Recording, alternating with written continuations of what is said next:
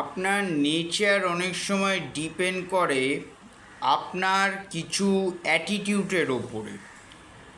ধরুন আপনার মধ্যে খুব নিরাশা এসে যাচ্ছে, আপনার মধ্যে খুব নিরাশজনক ব্যাপার কাজ করছে, কোনো কিছু ভালো লাগছে না, দুঃখে মন ভরে যাচ্ছে, এর জন্য আপনি অনেক সময় দায়ী থাকেন।